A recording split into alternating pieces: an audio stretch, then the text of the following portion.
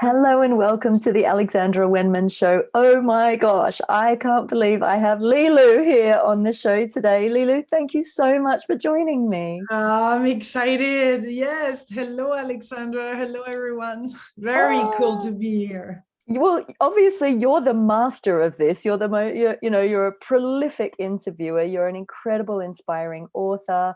Now you've added motherhood as another string to your bow. Is there anything that this woman doesn't do? Singing? oh, I've got a great teacher I can hook you up with if you want. Amazing. I want to know, obviously you've interviewed so many people on your journey, and you've written a lot of books, but I want to focus on you today. I want to know about Lilou and what makes Lilou tick. And obviously your beautiful background. We're going to talk about color and the latest book, which is all about color. So first of all, can you tell us a little bit about what led you to this work? What was your spiritual awakening? How did you kind of come to all of this? It came because I couldn't really, I mean, it was right after my studies. I couldn't find a job. I was stuck. It was like, I mean, it's just impasse, as we say in French. So meaning there's just one way. There's no way to go beyond where I was, and I had to do I mean, not had to, but a seminar was proposed and offered to me on this path to learn more about myself and all that. And all of a sudden that created a huge opening, a thirst for knowledge, for meeting people, for understanding how the universe works and how all this. And I was exploring at an earlier age, and so this was just like the huge opening, and I couldn't get enough. So I had to go and interview all these people, and then along the way I met Wayne Dyer in 2004. I was really excited to have him in front of me in Hawaii and have manifested this amazing man. And I had nothing to offer, nothing to propose, or I thought, my God, this is an amazing, moment. It could be a great conversation I could share with lots of people. I'm blessed with having him on my path as other interesting people. And I thought, why wouldn't I do something with that and share this moment, because it's precious, and the information, the knowledge is precious. I don't want to keep it for myself. It didn't make any sense to keep it to myself and just thrive on my own. I wanted to do this all together. I love that. It's all about getting into that community spirit, isn't it? And Yeah. the unity consciousness. One of the things I really love about you is how you've made such a success of your failures. It's just incredible, and it's so inspiring. And I think that so many people in the world need this right now. I mean, how many times do we have doors close in our face? And Yeah. if you don't give up, if you just keep following that calling, it leads you to something magnificent. And we're also grateful that you listened to your heart and you kept going. What were Thank some of you. the biggest challenges that you faced along the way? The biggest one were the ones that I think we face earlier on in our lifetime, through our parents, divorce, losing a loved one too early. I was actually, I don't often speak about it, but beaten up when I was 18 years old by two women in France. Not finding my life partner before I was 39, all those moments, those difficulties, and sadness, and a lot of solitude too, because I had no brothers or sisters, or really, like in France, there's many things that I couldn't talk about, and I had to reduce little by little my light because of that. And I have a hard time to communicate in an intimate way. And I'm very grateful for the videos and the book, because that helped me to heal a lot. Kind of like a journaling process, and meeting all those spiritual teachers around the world have helped me to experience new things and reconnect with something much larger. So I feel very blessed, because I come a long way with a closed heart, definitely 100% closed, and to now have it open, I can see so much the difference, and I can be I can be an example of the difference it makes once we open our hearts. I can give my own path to say, hey, you know what, this is so liberating. We can awaken. We have so much potential. We have access to so much information. Go for it. So my thing is to more, I think, inspire others to go the next step, to ignite, to create that not willingness, but that openness and that wanting, that thirst for awakening and taking it to the next level.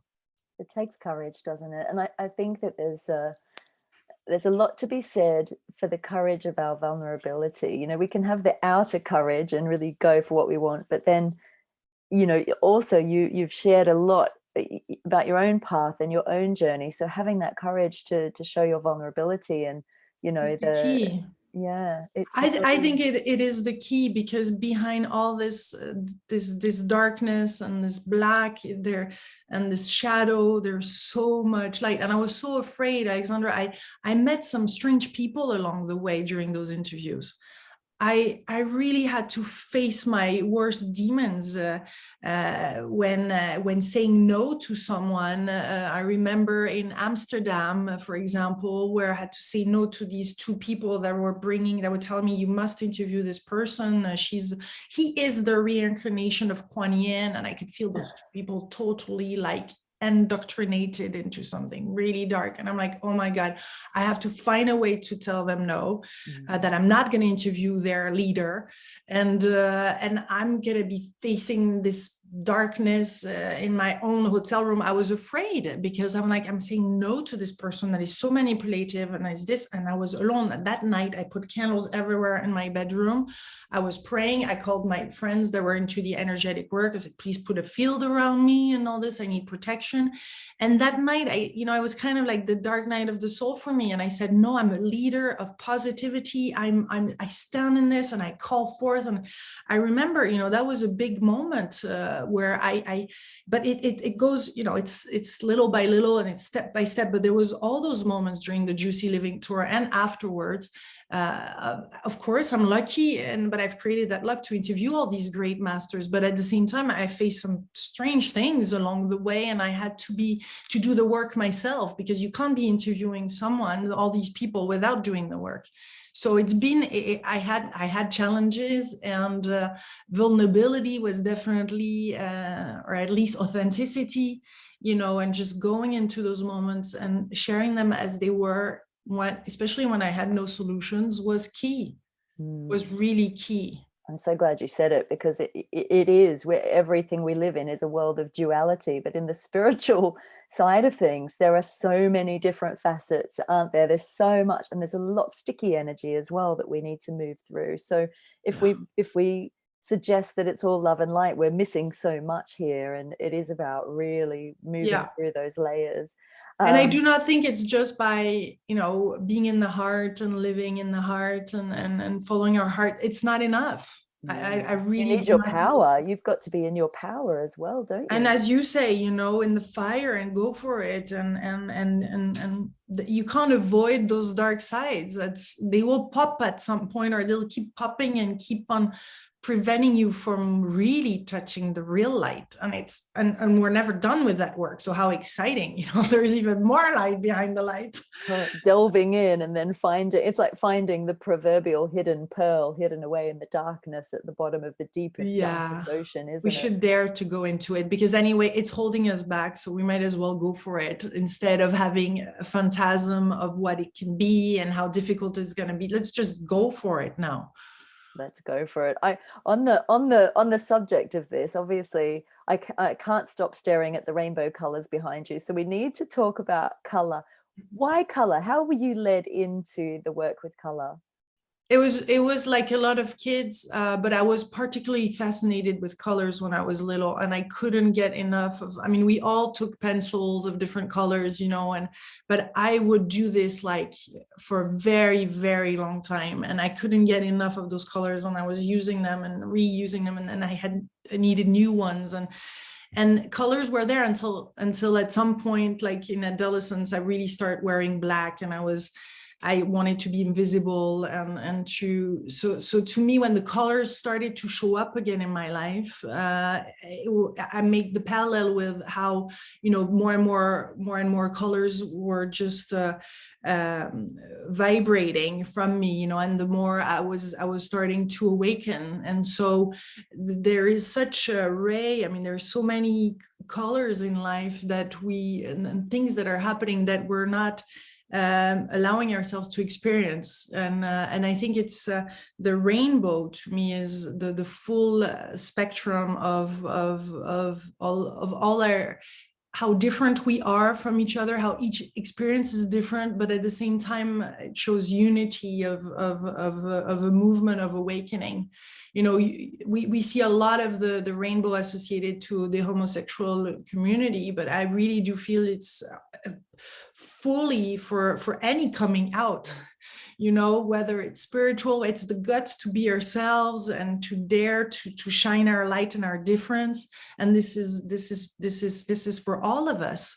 This is for all of us to claim that and to be proud of it, and to stand in our greatness. And this is the time to do that.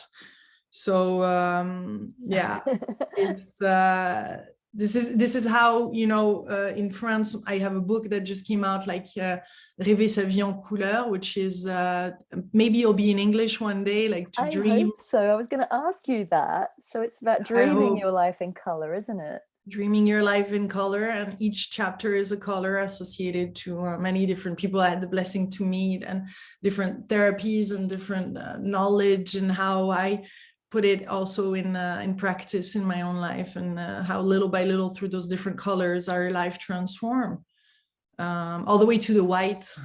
All the way to the white. No synchronicity at all here, is there? Yeah, with this divinity, you know, and those divine moments that just those moments of grace that that we can experience through those états modifiés de conscience. I have the words in French now that come, but how you know, when we do a shamanic work, or work in the water, or all those different things that help us to change our not mindset, but how do you say, we go into an altered state, and I'm very interested about those altered state of trance and of this, because this allows us for new information to come in. I mean, you're a channel.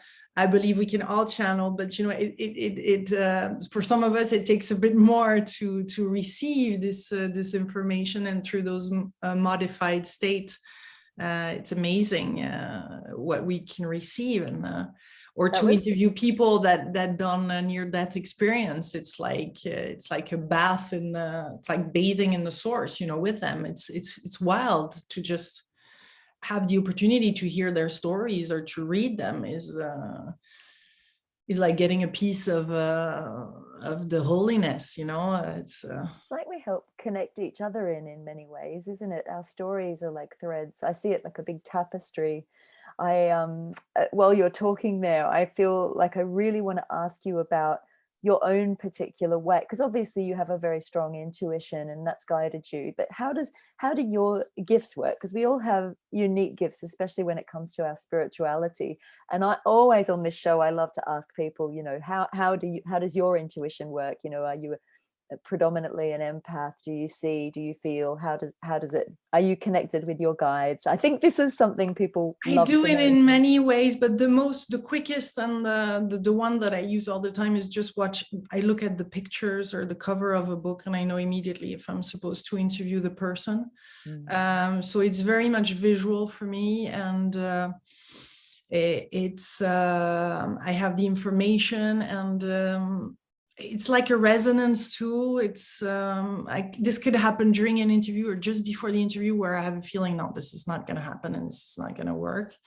I have to go just all the way to between hearing that and just acting upon it. So it's it's like the closest I get to the 100% of being truly 100% listening to this voice. I feel the more it takes, it's like it's harder, the last steps, you know, like but I feel very aligned now. Like my integrity has always been important to me, you know, and my integrity with myself. So I feel like integrity and gifts goes hand in hand. You know, we have to be, we can only judge, we're the one that know how close, how we're honoring our gifts and how we're honoring ourselves and in this work. So it's strong. It's like, it's funny because it's not like it's a curse and a blessing, but it has sometimes two facets. It's not always easy, is it? No, it's not always easy. But it's fascinating, and also new gifts are showing up. You know, I've been writing books, and now the gift of motherhood as well. Do you feel that's changed, you know, the way that you work as well? It's not that easy to become a mother. And it's not as natural as I would have thought. Like, it's always been easy with kids, other kids, you know, I've babysitted and all that, but to give birth and to go through this process, and it brings up a lot of memories, past memories, and fears, and the whole work that I hadn't really dig deep into with my mother, the mother-daughter relationship and all that, because it's a girl. It's a deeper, more authentic, more real, hands-on kind of journey. And I feel the kids that are being born right now are really calling us to even more than probably before to walk our talk, you know, and I want to be able to walk my talk fully 100% with her. And so it's closing the gap between how I do things and how I can really do them. That makes the whole difference. It must have been, I could imagine it's super grounding, actually, becoming a mother. Like, there's no time to kind of really just daydream. It takes a lot of time.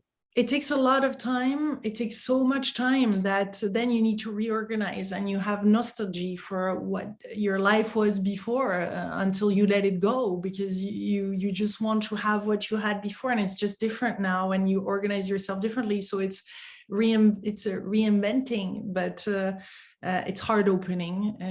It's truly magnificent love, very pure. It's a different form of love than with a partner, and a different form of love that we know with ourselves. So it's a lot of they bring a lot of light on the journey, and it's grounding at the same time. It's not like a woo love, you know. It's like it's real, earthy love.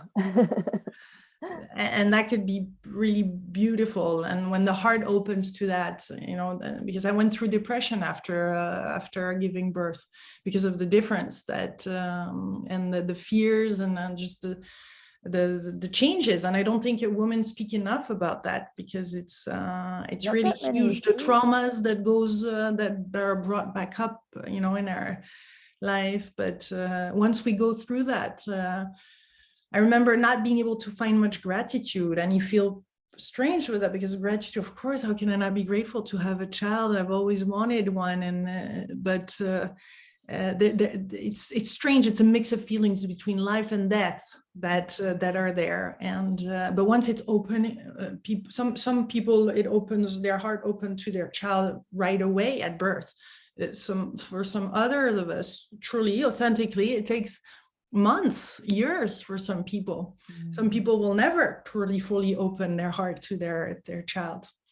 It must be challenging. It can be challenging for relationships as well for many women, can't it? You know, you've got an extra person in the mix as well, and this is the thing, not a lot of people talk about this, and so you can't really be prepared to go into that motherhood. I think that we need to have more conversations about everything that it brings up. Do you think that there's potentially another book in this subject from you?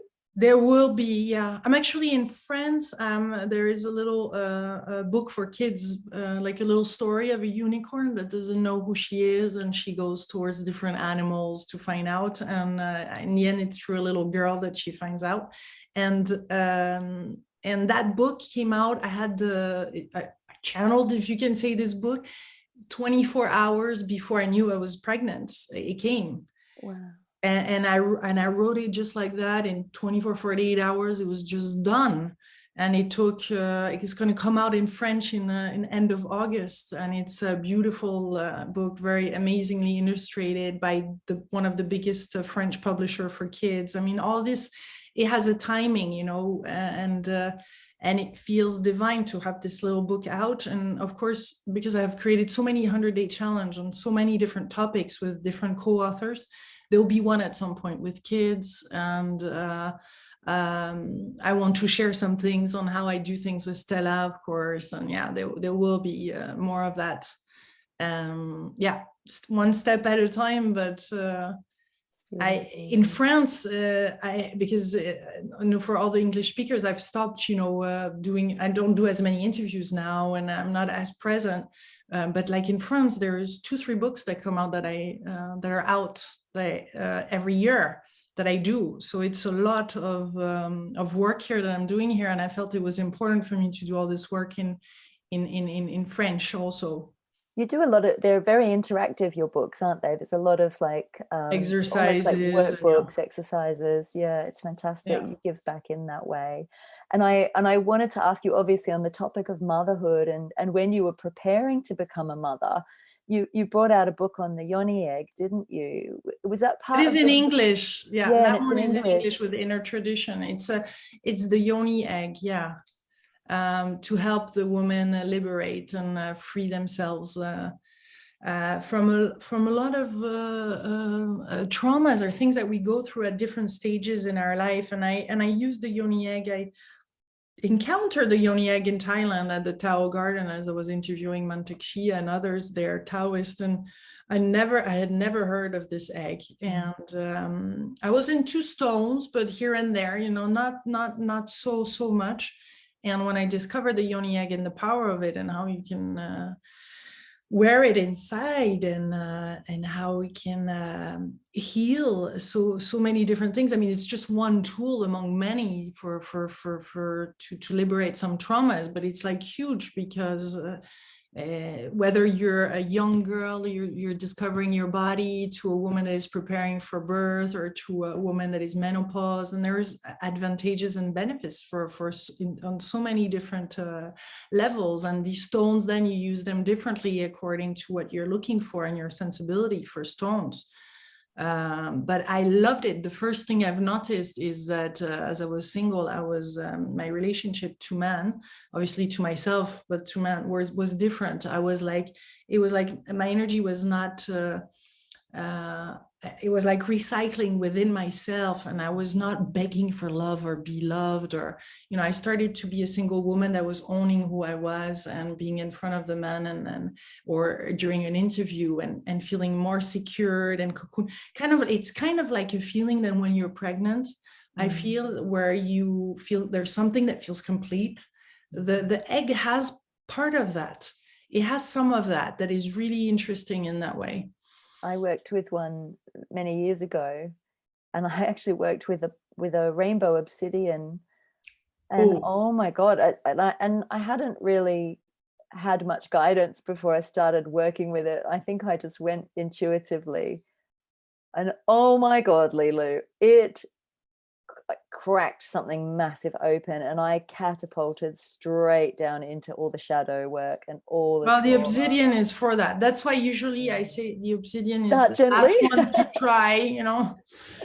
This is a tough one. Yeah, in Mexico, really tough. Or in different cultures, they use it for 40 days or so to do some huge liberating purifying rituals. And the obsidian, I put it in my book as only use it on the outside, don't put it inside like the lapis lazuli, just hold it. But in the end, because it's a volcanic stone, and we know, for people that went to Maui or to Big Island or places like that, volcanic, it brings up stuff. And the obsidian, actually, when I used it, one day I said, you know what, I have to try it. Let's try it. And I was afraid to see all the shadow work. All my shadow, because it brings it up. But I saw a lot of light on that day. I spent the day absolutely amazed at the light that was in me. And I wasn't expecting this from that stone. It's so potent. I think I worked with it. I think my intention was to work with it for like 30 days. And I don't know how far through it I got, maybe about half that.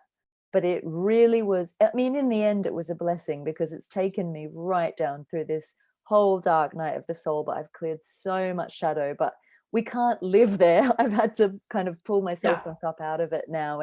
But I know that it was that stone that started it. And really, to me, you know, as women, especially when we're on this path embodying the divine feminine, we're here to embody the goddess energies, really. And this is what I think, you know, you're here doing as well. And I think that's not always an easy path, but having the courage to go in and face that side of ourselves and really own and heal the trauma. I think women, and I'd love to get your take on this, because obviously as we're ascending and we're uniting in consciousness, and we're really able to tune into each other much more, I find that women hold a lot of collective trauma, definitely going back to the times of persecution, and whether or not it's our own, we're all kind of in a way tapped into that. So how do you experience that? What's your take on that, Lilou?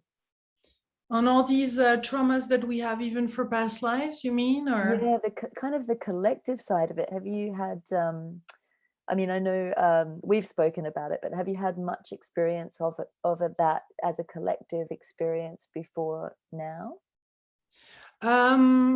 As a collective, let's put it this way. I think when we're on our path of to sacred feminine and discovering what the divinity we have in ourselves, then we encounter the part of ourselves that is hurt, that is so.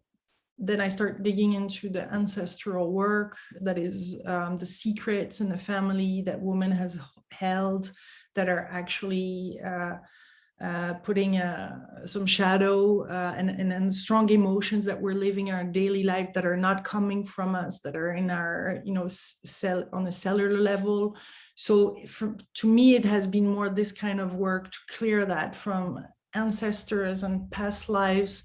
And I must say, I'm not yet in the collective. I can see that collectively women are, but I feel like the work, you know, it's each of us to do really the work, and then it's impacting the collective anyway. So, but the work is already so thick and so huge of what we have to ourselves, free ourselves up. Because once we're shining, once we're in our divinity and the sacred, then there's many actions and many things that we can do with other women, and to, you know, but to me, there's been so much shadow that has to be first worked on, even before getting to the collective. But obviously it impacts what we're doing on ourselves, impacts the collective. Yeah, it sort of ripples out, doesn't it? Yeah, it ripples out automatically. And I feel now I can stand for what a luminous woman is like, you know, for other women. And I know a lot of French women that are younger, and their kids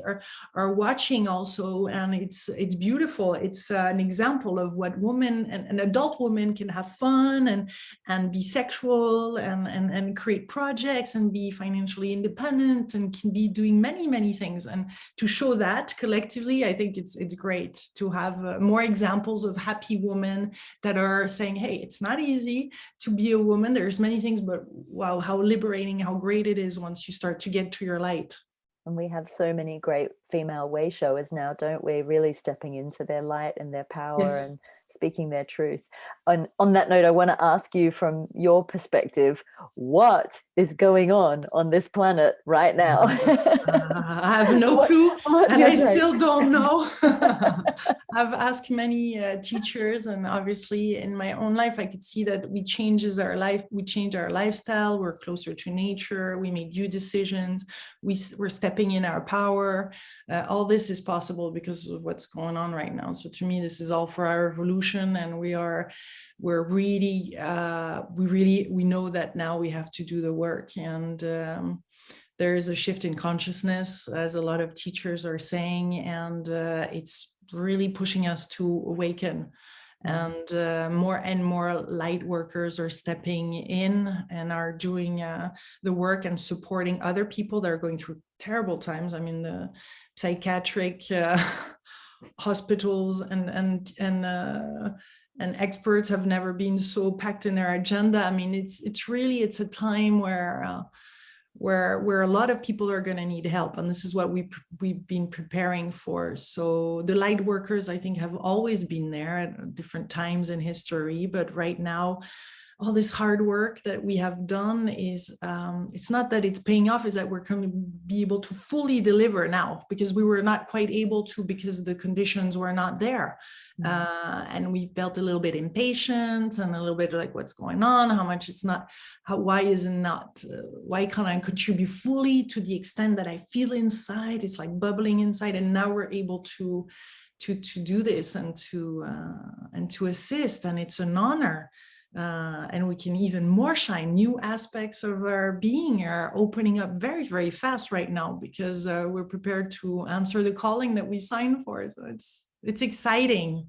It's exciting. It's gorgeous. It's a bit up and down though, isn't it? How do you personally hold your center in all these energies at the moment? I do a lot of work. I did work sessions with you. I do energetic work. I go in nature. We're right on nature in the ocean in Lacanau near Bordeaux, where we're surrounded by pine trees and animals. We just balanced our life all the way, of course, to our nutrition. It's just all levels that we're working on. I'm saying we because with my husband, I feel like it's together that we can make this happen. I feel more and more couples are called to work together in their spiritual work, in their life mission. And so as we're doing this together, we're liberating, as we said earlier, some places of ourselves that were hurt and that were preventing us to fully shine our light. So it's all of it now. It's like this, I compared, like I did this interview yesterday on my book in France, and I was just like, it's like this bouquet de fleurs, the flowers. It's like many, many flowers of many different colors. And because we have all these tools and all these aspects and things that we know or can ask someone or this, we're not totally lost, because we have those moments where it feels like we're stepping in the unknown, but we have to remind ourselves, especially the ones that already did the work or have done a lot of this work, that we know how to do this.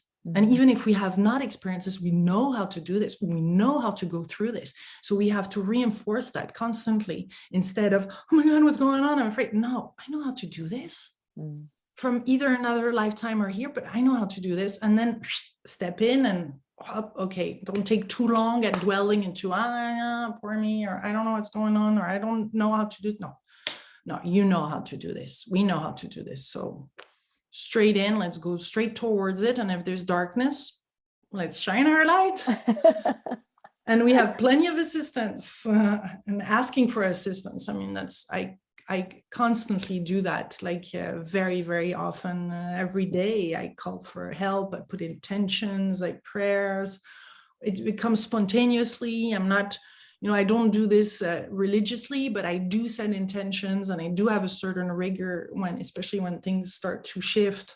I go back to the basics, setting intention, going to energetic work, clearing, asking an expert, working on the brain sometimes on giving other information to the brain, so that it can support also all the beautiful spiritual ideas and creation I want to put out. It's a holistic work. I mean, it's on all levels. So it's not just one thing and then sitting and meditating in a cave. No, it's a lot of work, but it's more and more fluid and bringing in more and more light. So it's exciting. More empowering. And I do now, to answer fully your question, I do also fast once a week. Once a week, I've been called for a few months ago to do that every Monday. From the Sunday evening to the Tuesday morning, I fast, just drinking water. And also that I feel is supporting my spiritual growth and the ups and the downs. I know on that day I should take it easy. I'll have some downs, and I should sleep and take it easy and not do much, no interviews, still be there, but just things I love and like, no obligations. that works a lot. It helps me to have harmony. That's a beautiful idea, actually. That's wonderful. Even just one day for yourself to just have that reset is a Yeah. great idea.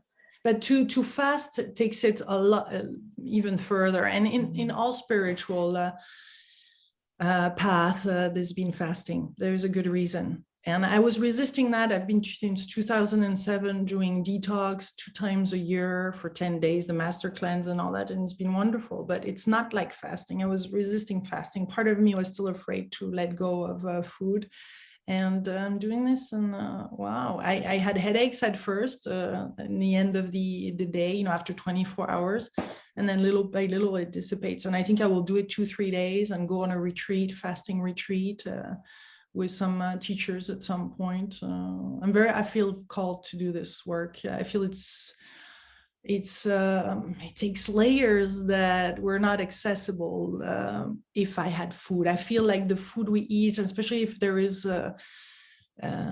meat, or things like that, where the animals were shocked and there was some fear, etc. I feel like some of our emotions sometimes are linked to that. So when our system is like off, or we say, okay, I have everything in me to be able to clear that, or to we access to more wisdom. And well, the gut is a whole brain in itself, isn't it? We have the gut brain, which is, if you're digesting heavy food a lot of the time, you don't quite get the clarity that you need. Yeah, and I love, frankly, I'm French, and don't need to be French to love good wine, but we live near Bordeaux. I like to party. I like to have friends and to have champagne and wine. So it's part also of of balancing that out, I guess. Balance. I love it. Love it. Yeah, I'm going to come visit. We can have some nice French wine when I come over. Great. I want to hear, just before we go, what else is coming up for you? What exciting works do you have in the planning? Well, I do more and more interview with Americans and English speakers, because I found great translators.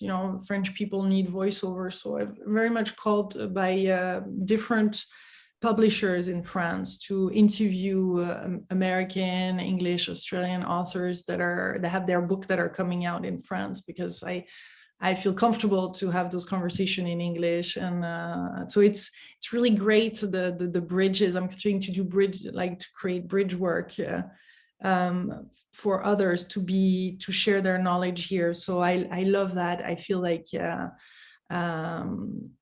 it's really a huge part. Doing these interviews is for me very fulfilling. So I can see that I'm continuing doing these interviews. I'm continuing to write books. And of course, less traveling, and I'm okay not to travel, because I'm not in favor of going with some things that are imposed to us. Let's put it this way. So I will stay here until there is an opening in consciousness that makes it not mandatory, to travel with some different. With you 100% on so that. I'm totally okay. I feel very fulfilled. I had so many beautiful trips and encounters, and thanks to the internet, we can still connect and do many other things. So for now, I'm moving forward like that. And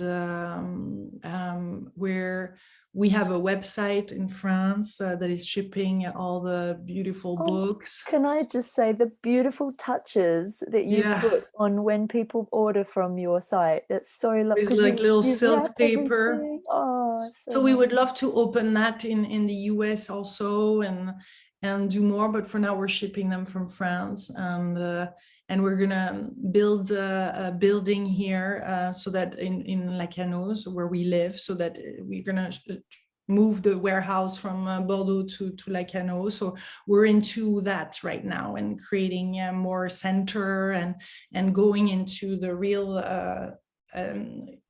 offering people also not just the books, but experiences like that.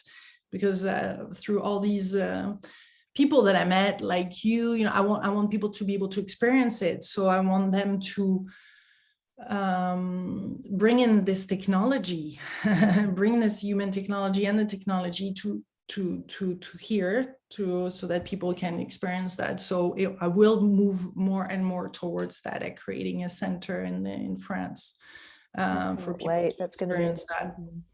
You're such a connector as well, Lilou. It's wonderful. I think the way that you champion others, but I'm really happy to see that you're stepping more into your light, your voice, and making using your platform for your message as well. It's And wonderful. I'm allowing others to champion me, because yes. that's new, that's brand new. It's since this book that I'm it's just, it made me open that too, because there is many people that want to give back, and there's many people that have given back, but I know I've not allowed it fully, and it's great to receive that support. Oh, well, I'm just so blessed that we've been connected and that we've met, and that we've had the opportunity to chat this way. And I feel like there'll be another conversation with you at a later date as well, but I know that time is of the essence, and you have to be somewhere, and I just want to say a huge thank you to you for all of your wisdom. Are there any parting words you want to say to our viewers just before we finish up? Just dare to live a juicy life. Go for it. It's waiting for you. You had to get the juicy in there. I love it. It is a delicious life. And Lilou, you're delicious. Thank you so much for being on my show today. And thank you so much for having me. Everyone for watching. Big kisses. Much love.